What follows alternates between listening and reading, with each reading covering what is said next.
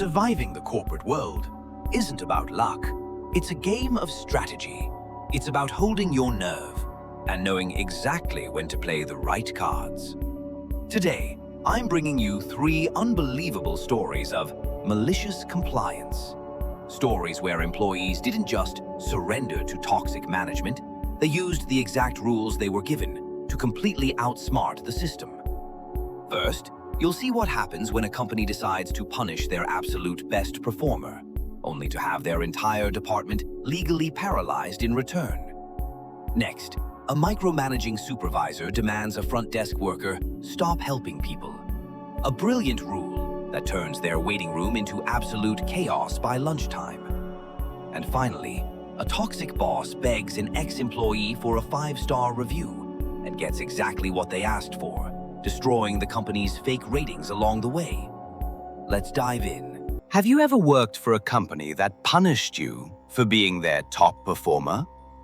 For 4 years, I worked remotely for Apex Auto Parts. We had a solid reputation until upper management introduced a completely broken inventory system. Overnight, utter chaos broke out. We were drowning in furious customer calls. Then came the corporate sharks, Titan Automotive. They bought us out and immediately slashed 60% of the staff. I survived the purge, got a promotion, and when my partner quit, I took on the workload of 2 people.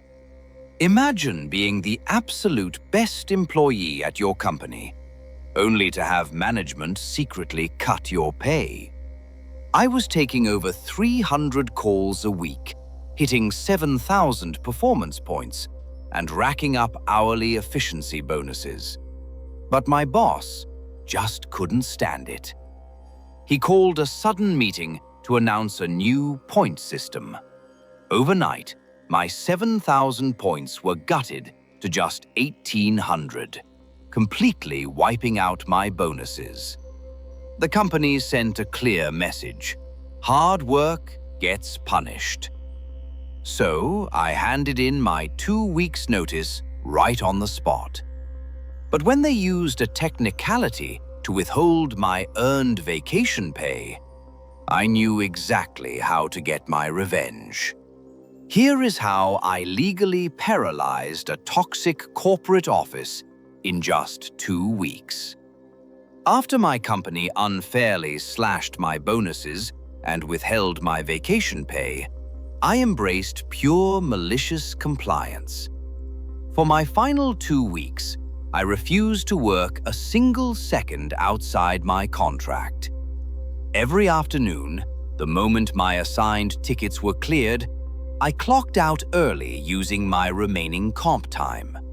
I didn't lift a finger to help with anyone else's backlogged work. The result? The entire department started drowning under mountains of unresolved tickets. Supervisors literally begged me to stay late and help, but I just smiled and politely declined.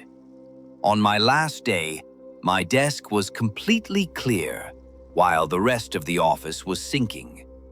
6 months later, they still hadn't found anyone to replace me. But by then, I was happily working my dream job in video production, leaving that toxic corporate nightmare far behind. Our next story takes us to a front desk where good intentions got punished and then quietly unpunished. I used to work a front desk where people lined up all day just to submit paperwork. Here's how one supervisor's helpful new rule turned the entire waiting room into chaos in about half a day. It wasn't a glamorous job, but I was good at it. Most forms that came across my desk had small mistakes: a missing date, a signature in the wrong box, a checkbox someone just forgot. Nothing serious, the kind of thing anyone could miss. So before I stamped anything, I'd point it out, right there at the counter. That way, people could fix it on the spot, instead of getting turned away and having to come all the way back. But my supervisor, Mr. Doyle, didn't like that. He said it slowed down the line and made us look inefficient on his reports. He pulled me aside one afternoon and said, "Your job isn't to teach people how to fill out forms. Only stamp the ones that are already correct. If it's wrong, hand it back."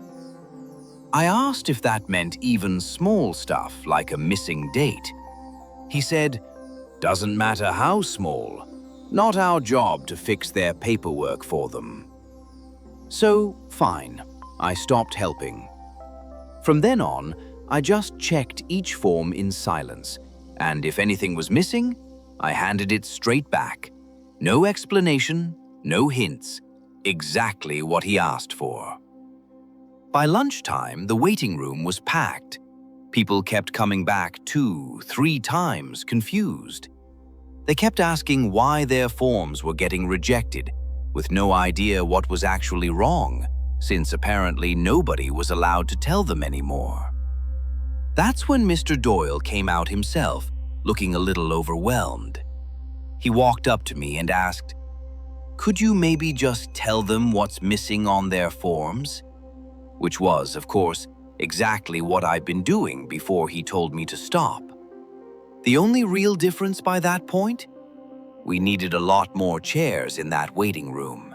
Our final story today crosses an ocean. This one comes from Germany, and it might be the most satisfying of the 3. I recently quit my job at a toxic design firm in Germany. The pay was a joke, management was a mess, and the turnover rate was insanely high. So, I packed up and moved to a new city. A week after I quit, my former boss, Marcus, texted me. He casually asked if I could leave a review for the company on Glassdoor. He actually expected me to drop a 5-star rating to boost their terrible score. A few days later, I checked their page and noticed 3 brand new, completely fake positive reviews written by management. Right then, I remembered Marcus's text. He wanted a review? Fine. I decided to play my hand. Here is how I legally destroyed my toxic boss's company rating.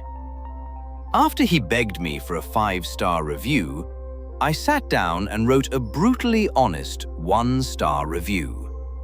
I kept it completely professional, so they couldn't legally take it down, and exposed their terrible management. But I didn't stop there.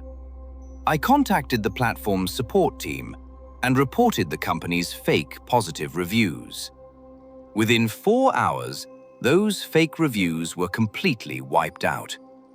Marcus went into a full panic and frantically texted me, full of typos, begging for a good review.